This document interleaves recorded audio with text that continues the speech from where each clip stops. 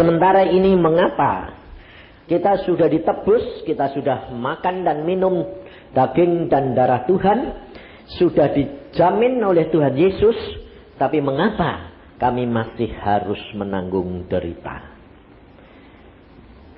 Sehingga kerap kali kita bertanya-tanya, kerap kali kita berdialog dengan Tuhan dan kecewa. Maka dari itu coba kita buka beberapa tokoh-tokoh ini, saudara. Karena hal ini kerap kali mengganggu. Jadi saya dipakai di luar kota, di mana-mana, di luar negeri. Tapi saya juga harus ngalami secara pribadi. Kalau tidak rugi, jadi calo. Orang lain ngalami, keluarga saya tidak mau. Saya sudah berkata sama Tuhan, oh, apa yang saya lakukan, aku ngalami. Supaya apa? Menjadi saksi kemuliaan Tuhan dinyatakan. Jadi jangan cuma sadar bisa ngomong. Kalau diomongin orang, biarin, santai. Mari kita buka di dalam 2 Raja-Raja pasal 13.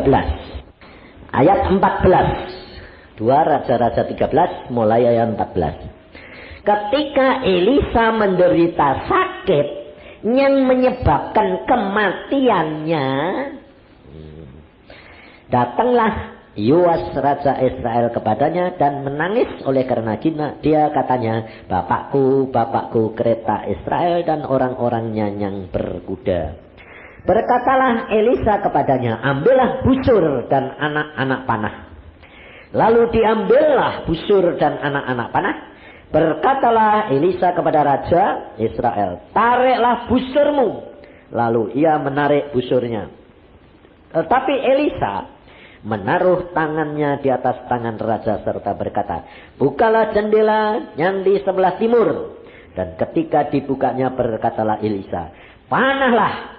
Lalu dipanahnya. Kemudian berkatalah Elisa, itulah anak panah kemenangan daripada Tuhan, anak panah kemenangan terhadap Aram. Engkau akan mengalahkan Aram di Afek sampai habis lenyap. Sampai di sini, saudara. Saudara, kita lihat. Elisa itu nabi Tuhan yang dipakai Tuhan luar biasa. Betul tidak? Bisa tiap perkataannya jadi. Betul? Tapi ayat tadi 14 bilang apa? Ketika Elisa menderita sakit yang menyebabkan dia mati. Loh, kok Elisa kok dipakai Tuhan luar biasa gitu? Kok dia sendiri menderita sakit sampai mati? Kenapa? Kita harus sadar, saudara. Elisa adalah hamba Tuhan dan dia tetap manusia biasa. Saudara kalau membaca, tulang Elisa sudah mati ditanam. Orang mati, kena tulang Elisa, bangkit. Berarti tulangnya ada kuasa enggak? Tapi mengapa dia sendiri sakit sampai mati? Ayo, bingung enggak? Dia mati tulangnya saja, orang mati kena dia bangkit. Harusnya kan sakit dia itu tidak berani nempel, mental. Betul tidak? Tapi kenapa dia sakit?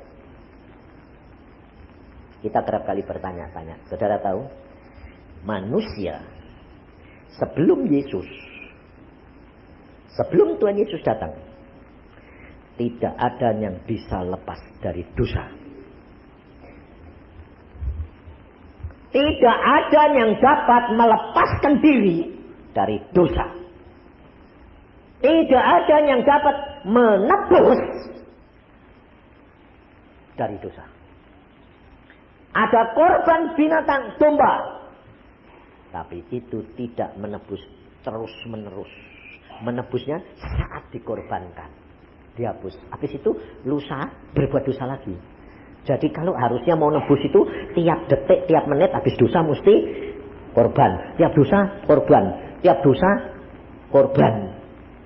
Ingat Ayub, setiap kali anaknya pesta, Ayub mesti mempersembahkan korban untuk mendoakan anak-anaknya supaya diampuni. Kalau korban binatang sebelum Yesus, itu korban itu hanya menghapus dosa sesaat itu. Tapi berbuat dosa lagi Harus ada korban lagi. Kira-kira satu orang butuh berapa binatang? Ya, selama hidup ribuan. Nah, tetapi Yesus datang untuk menebus saudara dan saya. Berlakunya itu selama-lamanya. Nah, sekarang lalu bagaimana? Kalau Elisa saja yang dipakai Tuhan luar biasa seperti itu masih sakit. Makanya orang tanya. Nah, saya tanya sekarang. Elisa pada waktu dia mati. Dia langsung ke Firdaus apa enggak?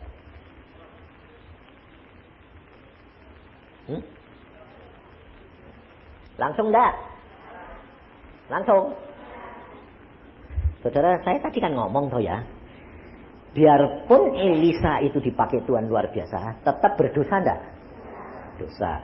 Jadi pada waktu sakit, terus bawa mati. Sempat dikorbanin kambing belum? Jadi pada waktu dia mati, masih ada dosanya enggak? Masih. Nah, orang dosa langsung masuk Firdaus enggak? Udah. Lalu di mana? Hah? Di Hades, saudara. Jangan kira Elisa sekalipun masuk Hades. Makanya pada waktu Tuhan Yesus dia mati di kayu salib, dia 3 hari di mana? Di Hades, alam maut. 3 hari itu dia tidak langsung ke surga. Dia pergi ke Hades. Ngapain? Injilin siapa? Hah? Orang mati. Itu ada tertulis di dalam suratnya Rasul Petrus. Dia nginjilin orang mati di sana, lalu dia memproklamirkan dirinya. Akulah jalan kebenaran dan hidup. Akulah yang diutus Bapa. Akulah Mesias. Ayat Alkitab berkata apa? Yesus membebaskan orang-orang tawanan. Nah, yang ditawan siapa? Orang-orang kudus. Disebut orang kudus kok di alam maut karena tetap masih berbuat dosa. Makanya di dalam Injil Matius, di dalam Matius Markus ada berkata apa?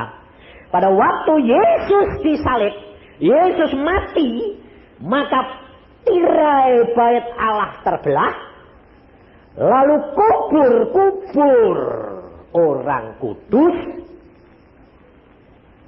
belah buka, dan orang-orang kudus itu bangkit. Nah, bangkit itu kalau sudah di Firdaus dia akan enak. Ini ada kebangkitan, kenapa? Dari dalam alam maut. Alam maut itu di tengah-tengah bumi. Makanya banyak orang bilang gini, Samuel itu yang dibangkitkan sama, diundang sama-sama, Saul itu setan. Aku bilang, aku dulu juga nganggepe setan. Tetapi setelah saya bertanya sama Tuhan Yesus, saya diskusi sendiri. Jawab-jawaban sama Tuhan, dibukain ayat semua, Tuhan bilang, itu Samuel. Samuel benar. Oh, itu Samuel benar Tuhan. Ya, ceritain dong. Bagaimana? Tuhan berkata, tidak ada orang yang sebelum aku, tidak ada orang yang bisa langsung masuk ke surga. Nah, mungkin saudara tanya, bagaimana dengan Elia? Elia kan naik ke surga. Betul tak? Yang dimaksud Tuhan Yesus, Elia itu dibawa naik ke surga bukan ke dalam tahtanya Bapa, tapi di dalam di Firdaus. Firdaus itu bukan tahta Bapa. Firdaus itu surga tingkat 3. Sama dengan Paulus diangkat, saya pun dibawa. Tidak ada. Makanya Tuhan Yesus berkata, tidak ada seorang pun yang naik ke surga kecuali anak Allah. Nah, yang dimaksud oleh Tuhan Yesus itu adalah tidak ada seorang pun yang sampai ke surga ke dalam tahtanya Allah tanpa kecuali anak manusia. Nah, jadi kalau saudara baca Alkitab, kalau saudara nanti diterangkan Roh Kudus baru terbuka. Oh, kata-kata ini untuk surga. Padahal saya itu tidak tahu bahasa aslinya, tidak tahu. Ya tidak pernah baca. Wong memangnya tidak bisa. Tapi setelah saya diceritain semua, Tuhan bilang itu aslinya gini. Nah, bahasa Tuhan, bahasa dunia itu tidak cukup untuk menerangkan keadaan dunia roh. Bahasanya itu tidak cukup. Nah, banyak hamba-hamba Tuhan terikat dengan bahasanya dikutak-kutik, sehingga Roh Kudusnya tidak bisa nerangin. Nah, kalau saya orang bodoh, ya diterangin ya nerimo wae. Bener ya Tuhan, luar biasa Tuhan itu.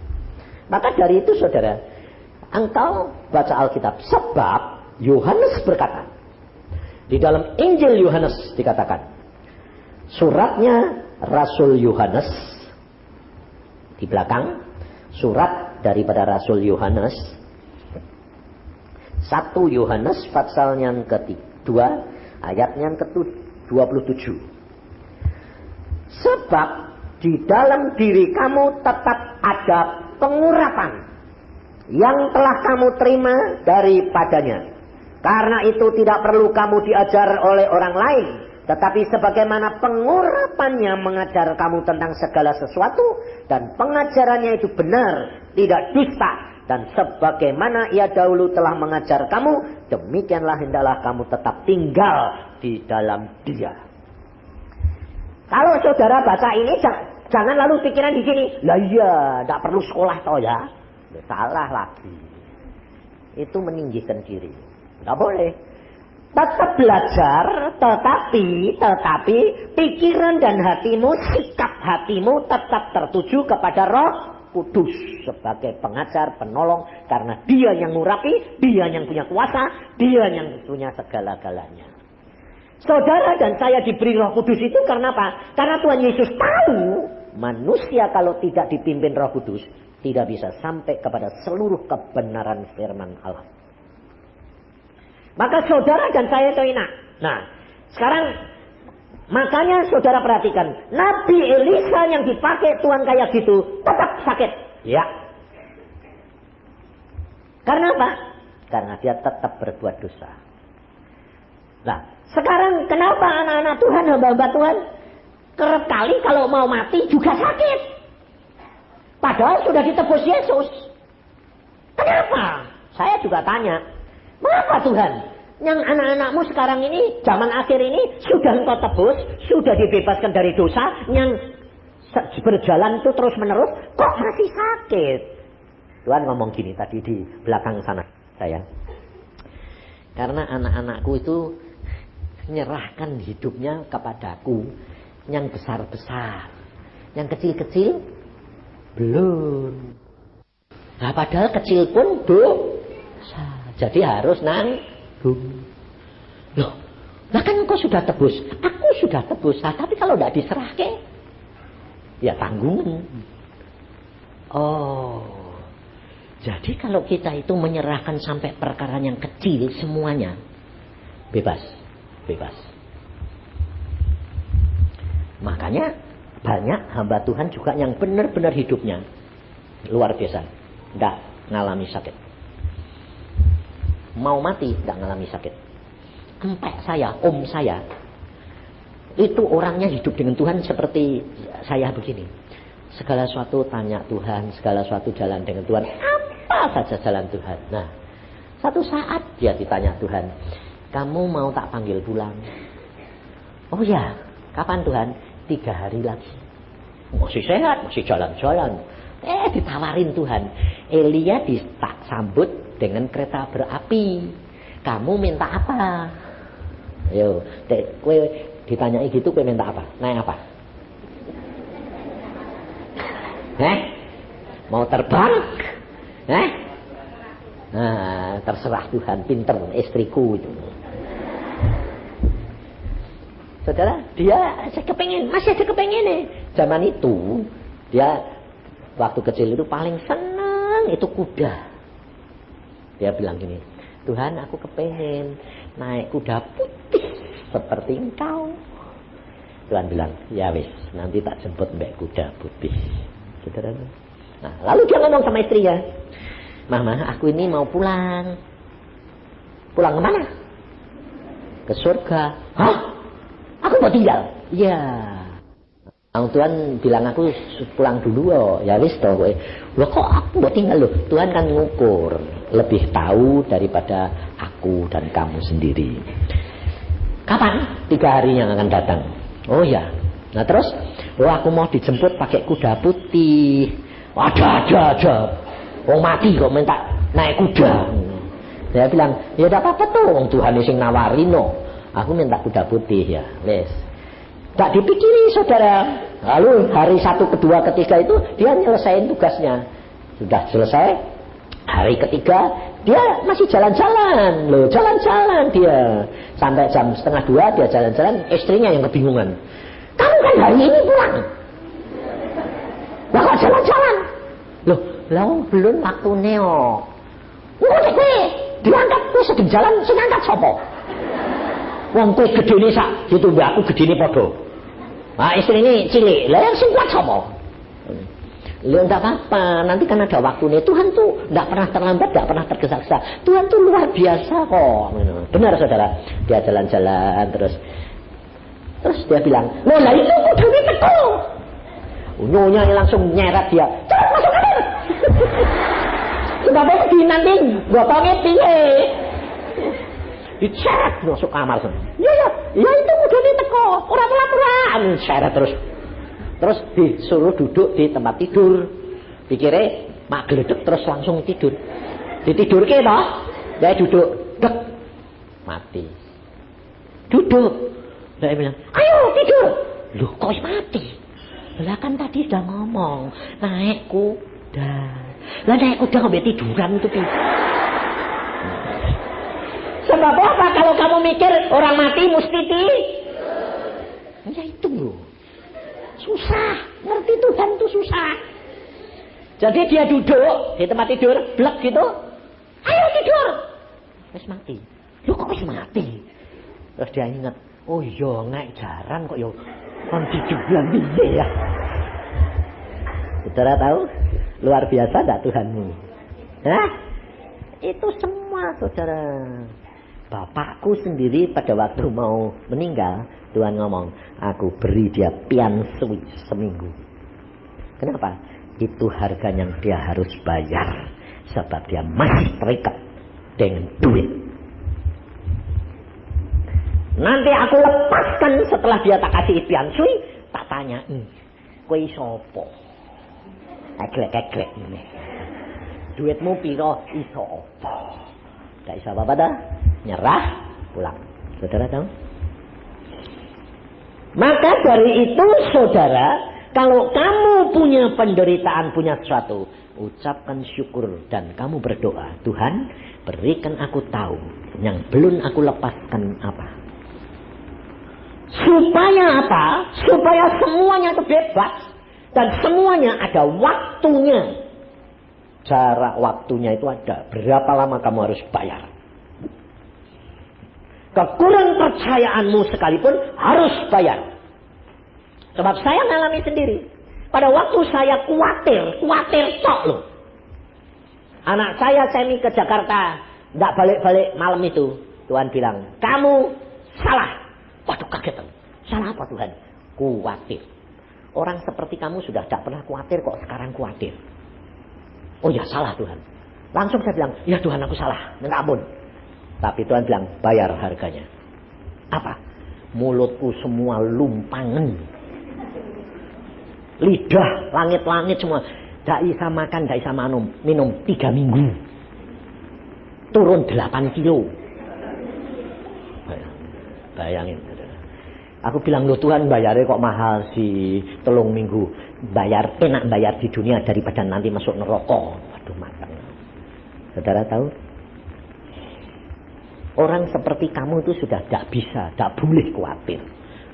Aku masih bela diri. Daging. Ayo kamu mencintai anakmu lebih daripada percaya kepadaku. Bayangin saudara. Mengkhawatirkan tak. Dikatain Tuhan, kamu mencintai anakmu lebih daripada percaya kepadaku. Bayar 3 minggu saya tidak bisa makan, tidak bisa minum. Diobati apa tak mempan. Lalu adik saya dapat penglihatan, setan naga nyembur terus dibakar mulutku. Bayangin saudara, adikku Nani itu sampai datang ke Bandung mau berdoa buat saya. Kenapa? Lah kowe disembur naga terus kok. Saudara tahu? Tapi dia datang, lucunya, aku sudah sembuh. Aku bilang terima kasih. Saudara tahu? Tuhan itu sayang kepada saudara dan saya. Kamu tadi nyanyi dah? Tuhan kau segalanya bagiku dalam perkara yang besar dan kecil. Biasanya kamu bilang apa? Hamba Tuhan juga bilang, perkara kecilku lakuin dewek, perkara besar saja itu harus bayar harganya. Maka dari itu kita harus sadar, saudara, bahwa hidup kita, saudara dan saya, sudah dibeli oleh Tuhan, sudah menjadi milik Tuhan. Perkaramu bukan perkaramu lagi. Perkaramu adalah perkara Yesus. Hidupmu milik Yesus. Segala sesuatu berikan. Jangan kecewa. Justru kamu harus mengucap syukur apa yang kamu hadapi. Karena apa? Kamu bayar di dunia, tidak usah nanti di neraka. Enak. Kalau Tuhan mengendaki kamu bebas. Kalau mengendaki Tuhan mengendaki kamu pulang. Wong pulang tinggal ngaleh wae kok. Penak kok. Aku yang ngalami kok. Aku sudah mengalami mati. Saya itu jantung saya itu kena serangan itu 4 kali. Makanya saya cerita sama orang. Teman saya kena serangan jantung 2 kali, wis jalannya mulai gini. Aku bilang, kenapa kowe kok jalannya alon-alon? Menurut dokter, nggak boleh capek-capek. Sekali nanti kambuh lagi, dead. Lalu aku bilang, mati kan untung toh. Ini anak Tuhan loh, aktivis, pengerja, pendeta. Mati kan untung toh. Ya Pak, aku saya kepengen panjang. Justru dia kepengen malah mati. Mati temenan, saudara. Tahun ini gitu mati temenan. Aku sampai sakit ya tahun ini ngono mati temenan. Aku bilang gini, kamu 2 kali, aku sudah 4 kali. Dan yang ketiga mati. Loh, wis ngalami. Udah. Mati. Tapi bisa cerita orang mati. Iso. Orang mati itu ternyata kok penak. Penak itu cuma bekane sesek tok ping 3. Gelap. Kok gak loro? Ndak tuh. Wah, aku ngalami di Surabaya kali Pak Samdi. Jam 12 malam. Dek, langsung ngerti. Waduh, ini jantungku ini. Cuma gini. Gelap. Metu. Loh, metu. Jiwaku metu. Mbak Roy. Kok loro?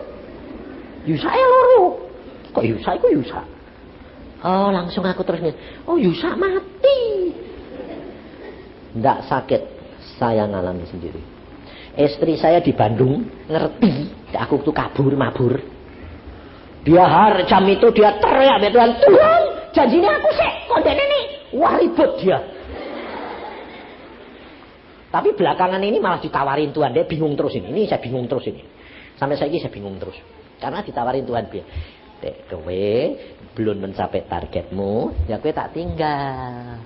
Yusak tak bawa pulang dulu. Dia bilang, no jangan toh Tuhan. Wong aku ini penolong. Pinter deh. Tidak ada Yusak sing tak tolong sopo. Dia pinter deh.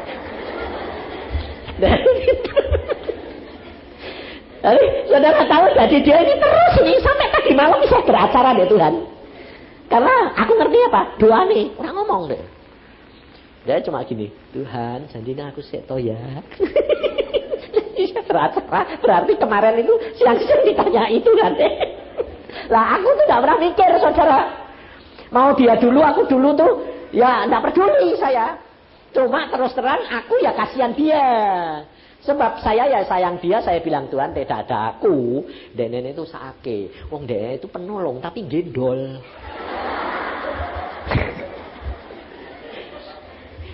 Dia itu penolongku, tapi gendol. Sebabnya apa? Sebab Tuhan harus ngomong ke aku. Dia penolong, tapi kamu harus gendong dia. Sampai akhir hidupnya, kue mesti gendong dia. Te ora tekan. Oh ya wes, jadi tak gendong terus. Maka dari itu saudara itu tahu Tuhanmu itu Tuhan yang luar biasa. Tidak usah takut. Makanya pada waktu itu saya mati, saudara, makanya saya cerita, kalau saudara nanti berhadapan nyata seperti itu, saudara tidak bisa mikir. Kalau pada waktu engkau mau dipanggil Tuhan, kamu masih terikat dengan dunia, terikat istri, anak, harta apa, kamu tetap pada waktu itu masih pikiranmu masih dunia. Tidak bisa lepas. Dan itu tidak boleh masuk surga langsung. Diterima di depan pintu gerbang surga, ada tempat penampungan, dikasih obat, daun pohon kehidupan. Sampai lepas ikatan, boleh masuk. Ngerti? Nunggu loh. Joina enak. Nunggune itu tergantung ikatanmu masih banyak apa sedikit. Banyak, lama, tidak langsung masuk. Sedikit, cepat. Jangan bilang, kan di sana cepat Pak. Siapa bilang? Malah kalau bilang sedikit. 1 jam itu 1 hari buat Tuhan 1000 tahun buat kita. Jadi dia 1 jam, piro? Hitungan dewek. Kelihatannya sebentar tapi panjang kali, hati-hati. Makanya pada waktu itu langsung saya bilang, oh bisa mati, beres. Saya tidak ingat istri, tidak ingat anak, tidak ingat apa-apa. Saya bilang, Tuhan, sukacitanya luar biasa. Saya bilang, Tuhan, aku pulang. Aku gitu teriak gitu itu sama mbak gedor pintu surga. Langsung langit itu terbuka. Aku lihat Tuhan bertahta di atas tahta. Wah, megahnya luar biasa, berkilauan. Aku langsung, Tuhan, aku pulang. Tuhannya mesem, duduk di sini mesem. Geleng-geleng. Tidak manggut-manggut kok geleng-geleng. Terus Tuhan bilang, tugasmu belum selesai. Aku langsung bilang, aku sudah kepengen pulang. Selesaikan dulu nak, nanti aku jemput kamu sendiri. Bayangin saudara, bagaimana kasihnya saudara. Dia bilang, nanti aku jemput kamu sendiri. Tidak disuruh pergi sendiri. Tidak ditanyai, minta naik apa? Oh aku seneng mobil. Di sana tidak ada mobil. Jadi tidak ditanyai. Tuhan tahu. Tapi udah ada. Mobil tidak ada. Jadi aku tidak ditanyai. Tuhan bilang, kamu mau naik apa? Tidak. Aku mau jemput kamu sendiri. Nah. Makanya kalau saudara dapat pewahyuan dari Tuhan, baru saudara tahu kamu di hadapan Tuhan itu sebagai apa. Biji matanya sebagai tangannya, karena saudara dan saya adalah anggota tubuh Kristus. Dia berkata, aku akan jemput kamu sendiri kalau sudah waktunya. Kalau dijemput Tuhan sendiri di tempat penampungan atau langsung naik? Ngerti saudara? Langsung bersama dengan dia. Satu anugerah. Makanya setiap kali saya berdoa, saya mesti ingat bahwa waktunya tiba, aku akan dijemput oleh Tuhan sendiri. Di situ saya merasa saya mengalami kasih Tuhan yang begitu besar, sehingga saya tidak pernah takut, tidak pernah khawatir, dan tidak pernah memikirkan yang lain. Pada waktu Tuhan berkata begitu, saya masih alasan. Saya berkata, jantungku berhenti Tuhan. Tuhan berkata, tidak masalah nak, bagiku jantungmu berhenti tidak masalah. Aku kepengen pulang Tuhan. Selesaikan tugasmu, aku jemput kamu sendiri. Lalu dia melempar sinar, tes, masuk ke jantung saya. Jantung saya meledak, jalan. Lalu Tuhan bilang, lihat jantungmu sudah jalan. Ayo sana masuklah. Sempurna kembali. Tanya istri saya. Anak masih kecil-kecil. Saya lumpuh total. Tapi Tuhan menyempurnakan. Karena apa? Setia dalam perkara yang kecil. Kalau engkau tidak perkara yang kecil engkau serahkan, tetap kamu harus bayar harga. Perhatikan Nabi Iddo. Nabi yang dipakai Tuhan untuk menubuatkan bahwa Israel diberikan Yerobiam. Dia pada hari tuanya matanya buta.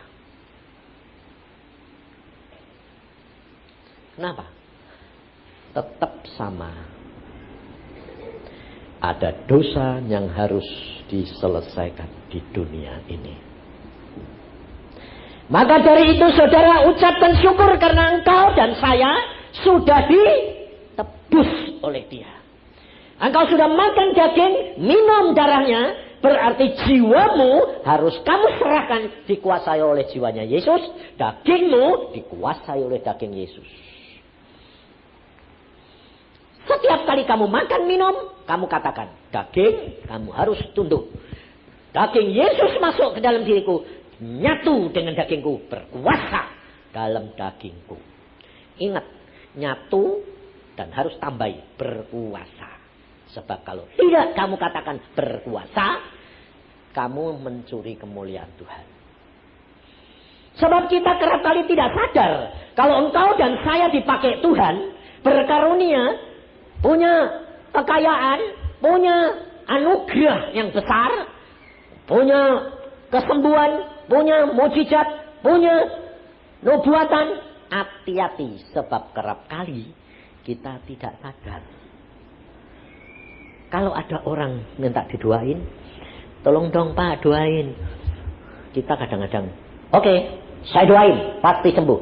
Hati-hati, itu perkataan mencuri kemuliaan Tuhan. Ngerti saudara? Rasul Paulus sendiri berkata, kamu harus ingat, jangan seperti aku. Dia mengatakan tidak sadar, belajarlah kepadaku seperti aku belajar dengan Yesus. Tapi dia berkata, ikutilah teladanku. Itu saja Tuhan berkata, mencuri kemuliaan Yesus. Aku sampai, kok repot sih Tuhan. Makanya kau itu gantung terus sama Roh Kudus. Lebih baik tanya. Kalau ada orang mau minta disembayangkan, kamu langsung ngomong di sini. Tuhan Roh Kudus, apa yang aku harus lakukan? Itu saja cukup. Tapi motivasi hatimu, tanya. Dia yang berkuasa. Kamu sembahyang, ya sembahyang. Gak usah, sembahyangnya piye Tuhan? Terus gak usah. Kamu sudah tanya Tuhan apa yang aku harus lakukan. Terus doain. Ya doa. Sebab kamu tadi sudah minta apa yang aku harus lakukan. Itu tandanya kamu tunduk. Dan yang memimpin kamu itu Roh Kudus. Motivasi hati, sikap hati ini harus saudara pertahankan. Dan itu tidak bisa kalau tidak latihan dari hari ke hari. Tidak bisa.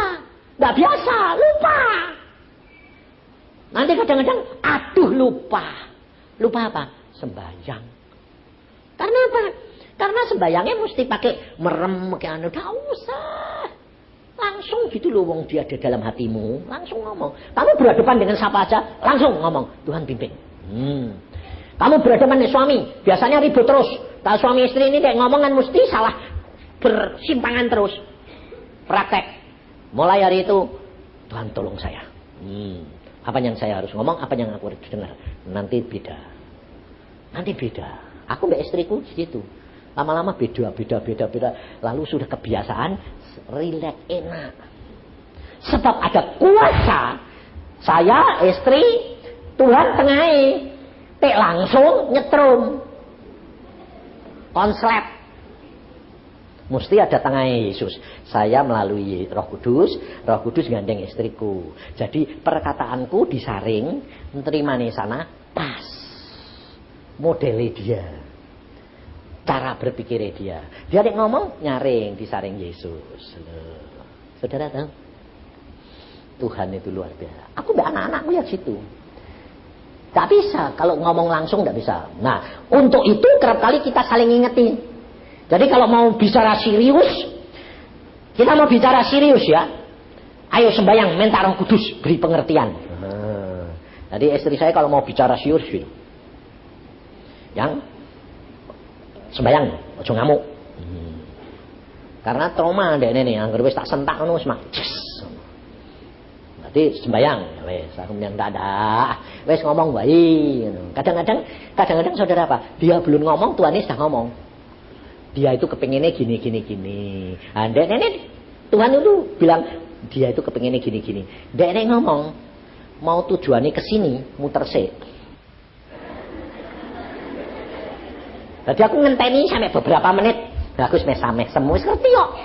Tuhan ini sudah ngomong, dia emang maksudnya ini, tapi mubeng. Kenapa? Sebab orangnya memang suka mubeng-mubeng. Muter-muter. Sebabnya take to the point, ndak lengkap. Lah aku orangnya straight. Mbok ngomong langsung, dulu tak sentak karepe. Kowe karepe ngene to? Ayo kok mubeng-mubeng. Lho lah aku wedi yo. Kalau takut ya muter-muter. Aku bilang, ya sudah, lalu saya sudah dikasih tahu Tuhan. Kenapa kok Tuhan ngasih tahu terus dong aku harus dengerin? Kenapa? Nah, ngerti dah? Kenapa Tuhan kerap kali kok ngasih tahu tapi tetap suruh dengerin dia? Mengapa? Ngajar suruh apa? Sabar. Aku straight harus ngerti dia. Mubeng-mubeng sithik. Gitu ngerti dah? Tuhan itu luar biasa, saudara. Akhirnya bener, karena dilatih gitu terus, jadi sabar. Jadi dia ngomong-ngomong, tak dengerke. Nah, makanya di konseling tuh, kalau orang-orang mau konseling aku, jo kaget temenan, jo kaget apa? Orang tak dengerke. Jadi jo kaget, yang konseling aku itu. Sebabnya aku cuma sembahyang terus. Wae ngomong apa wis ben Tuhan piye ini? Ya Tuhan iki diem ya meneng ae jarke wae wis ben ngomong. Sebab nek wis ngomong kan lega. Ya toh? Padahal ora tak dungokke. Nanti tak dungokke aku polusi. Aku nanti terpengaruh otakku, terpengaruh dia. Aku enggak mau. Tuhan maunya apa? Ya Tuhan bilang A, ya wis A. Ada. Tuhan ngomong gini, wis pulang lakuin, selesai. Nah, orang. Makanya ada nyonya dari Jakarta khusus datang ke rumah saya. Aku bilang, kue itu bawa telepon aja, tidak usah datang. Gak bisa Pak, kalau nggak berhadapan muka, nggak mantep. Iki terang pasti ngomong spirit kontrolnya aku kuat. Ya wis, teko deh. Ngoceh saudara, 2 jam. Aku iki sampai duduk iki ngene selonjor. Lah dulune mecak gentak, Tuhan bilang dengerin. Ya wis aku jadi kesel ya. Karena takut mbek Tuhan, bukan takut mbek dhek. Aku minta gentak tak suruh mulai. Setelah 2 jam, dia bilang, "Bagaimana Pak Yusa menurut Anda?" Aku meni. Aku san sembahyang. Tuhan mau apa? Marahin. Lho wong dene 2 jam mbak mabok kon ngene to. Sangkeni. Ya tak marah ya. Kowe itu lho memang kurang percaya. Tok wang. Akhirnya bilang cewek kowe aku. Mosok ngomongnya 2 jam aku. Sampai aku kesel kabeh. Tukang ngatur, makanya suamimu jengkel mbek kowe aku. Ngamuk ya. Bareng tak marahi saudara. Dia jadi marah 2 kali lipat. Ya, aku mau kesini itu mau konseling. Bapak mau marahin. Lah aku bilang gini, sama suruh kamu ke tempat saya. Cari Yesus. Lah kalau aku sama Yesus, enggak sama kamu. Lah iya makanya itu. Karena pikiran aku. Bertamu gitu, Nangis saudara, nangisnya udah tanggung-tanggung. Sampai gitu. Sampai kesesakan. Terus, sembahyang. Aku bilang, sembahyang. Tuhan ini bukan ngamuk tamu loh. Saudara, waktu sembahyang, aku dengar Tuhan Yesus ngelus-ngelus dek nenek. Bayangin, aku dengar sendiri. Lah iya, kamu cari Yusak sih, ya dimarahi. Aku kan saya nyuruh marahin aku apa ya? Kok ini malah bolos piye ta aku. Jadi saya tuh dinyet-nyet saudara. Dia bilang gini, lah iya, halus suaranya, aku dengar. Makanya jangan cari manusia. Yusa itu habaku. Cari aku. Kok tidak percaya sama aku? Aku ngerti hatimu nak. Aku ngerti pikiranmu nak. Aku mengerti penderitaanmu. Nangisnya 2 kali lipat. Memang ini hambamu jahat.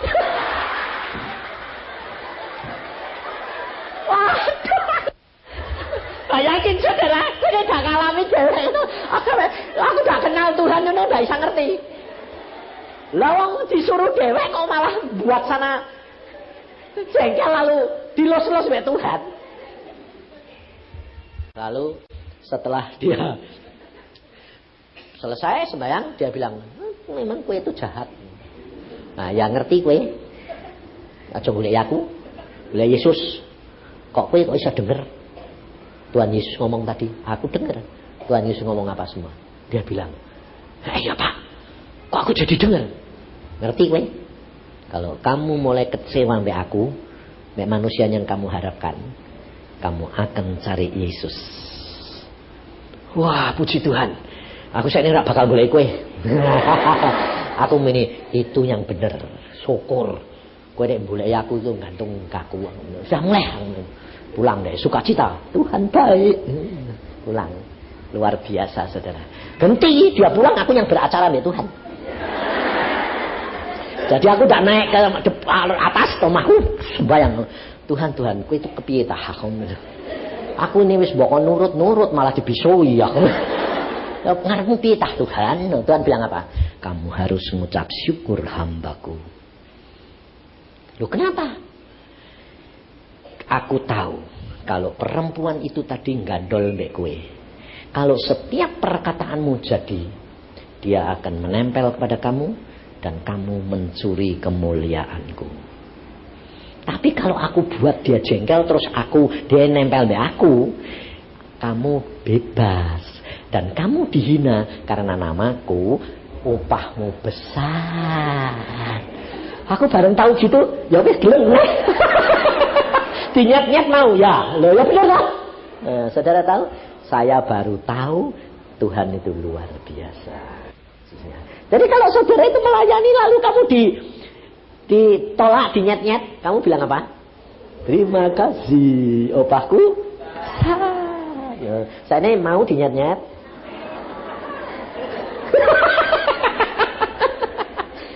Itu Tuhan itu luar biasa saudara. Maka dari itu saudara, hidup dengan Tuhan itu luar biasa. Belajar serahkan semua dalam tangan Dia. Jangan terikat. Karena kalau kamu terikat, pasti Tuhan itu cemburu. Kamu akan dilepasin satu demi satu. Dibebaskan. Dan engkau akan mengalami kebebasan yang luar biasa. Amin. Mari kita berdoa.